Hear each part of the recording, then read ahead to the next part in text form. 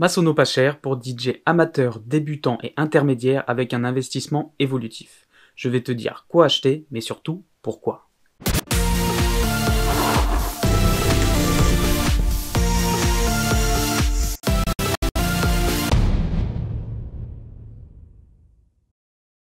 Bonjour, c'est Vicinco et bienvenue sur cette chaîne où on parle d'événementiel. Si tu n'es pas encore abonné, jette-toi sur le bouton rouge et clique sur la petite cloche pour activer les notifications. Quand on commence à mixer et que l'on projette de faire des soirées, il y a tellement de choix en platine, en son et en lumière que l'on peut vite se sentir perdu. Surtout qu'il y en a à tous les prix. Attention, acheter du matériel pas cher pour commencer n'est pas forcément une très bonne idée. Le matériel n'est en général pas de très bonne qualité et il ne durera pas dans le temps.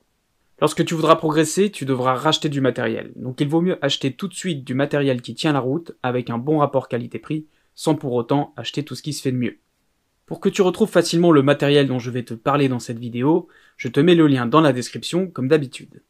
Commençons par la partie mix. Je te conseille d'opter pour un contrôleur tout en un, qui est autonome, avec une préférence pour le XDJ RX2, pour deux raisons. La première, c'est que tu n'auras pas besoin d'acheter un ordinateur performant pour pouvoir mixer en toute tranquillité. La deuxième, c'est que le XDJ RX2 adopte la même ergonomie que les CDJ 2000 Nexus 2, donc tu pourras facilement passer de l'un à l'autre. Bien sûr, si tu souhaites travailler avec des platines vinyles en DVS, ces conseils n'ont plus aucun sens, donc à toi de faire ton choix. Pour les enceintes, je te conseille des Alto TS312. Ce sont des enceintes actives, cela veut dire que l'ampli est intégré à l'intérieur. Elles sont assez puissantes car elles font 1000 watts RMS, elles sont de bonne qualité et esthétiquement, elles présentent très bien. Avec ces enceintes, tu pourras réaliser des événements, mais aussi mixer chez toi pour t'entraîner. Beaucoup achètent des enceintes de monitoring pour mixer à la maison, alors que ce type d'enceinte n'est utile que si tu fais de la production musicale, car elles sont faites pour produire un son le plus neutre possible. Pour connecter les Alto TS312, il te faut une alimentation électrique 230 volts chacune. Et il te faut du câble XLR pour aller de la table de mixage ou du contrôleur jusqu'à chaque enceinte.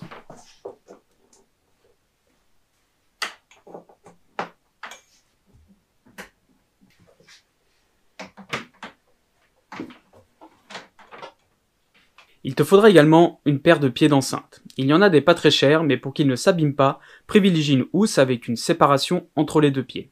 Sinon, ils vont frotter l'un sur l'autre et s'abîmer dans la housse. Oui, c'est un peu plus cher. Alors sur la page qui regroupe les références dont je parle dans cette vidéo, je vais te mettre la référence de pieds pas chers et la référence des pieds que j'utilise ici. Ce sont des pieds Gravity avec une housse de très bonne qualité qui évidemment possède une séparation. Pour faire des soirées dansantes, il va te falloir un petit peu de lumière. Et là, je te conseille le Boss FX2. Enfin là, c'est le FX1.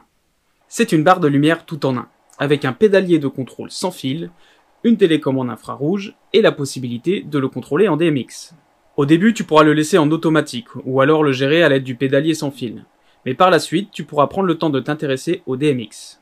La différence entre le Boss FX1 et le Boss FX2, à part le prix, c'est qu'il y en a un qui possède un laser multipoint. Le problème, c'est qu'il faut un boîtier d'arrêt d'urgence filaire qui n'est pas fourni. Du coup, un pied de lumière avec une connectivité sans fil qui se retrouve avec un fil à la patte à cause du laser, je trouve cela un peu dommage. Bon, entre nous, normalement, il y a un petit connecteur qui est fourni avec le pied. Et si tu chantes les deux bornes de ce connecteur et que tu le connectes à la place d'un arrêt d'urgence, ce sera comme si tu avais un arrêt d'urgence en position activée. Et surtout, ne le fais pas. C'est pour info.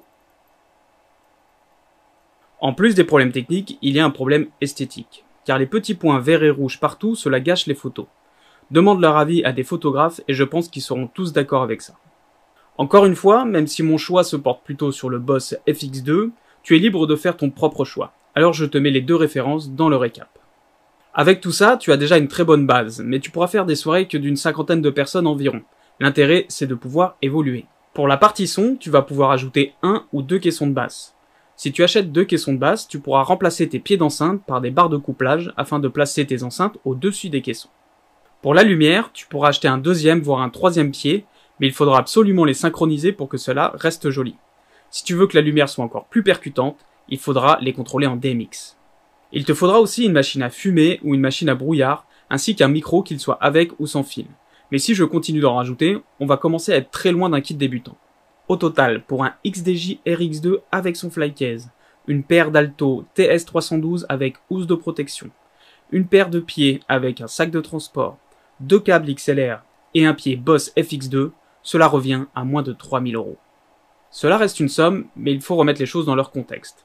Par exemple, 8 000 € c'est beaucoup d'argent. Mais cela reste peu si tu veux t'acheter une voiture neuve.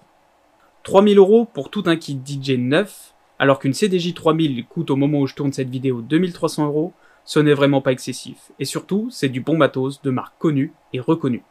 Tout cela ne reste que mon avis qui est issu de mon expérience. Pour bien des raisons, plusieurs points sont discutables, mais je pense sincèrement que c'est un très bon kit pour débuter et progresser. Pense à liker cette vidéo si elle t'a plu, n'hésite pas à poser tes questions dans les commentaires, et n'oublie pas, le plus important n'est pas ce que tu as, mais ce que tu en fais.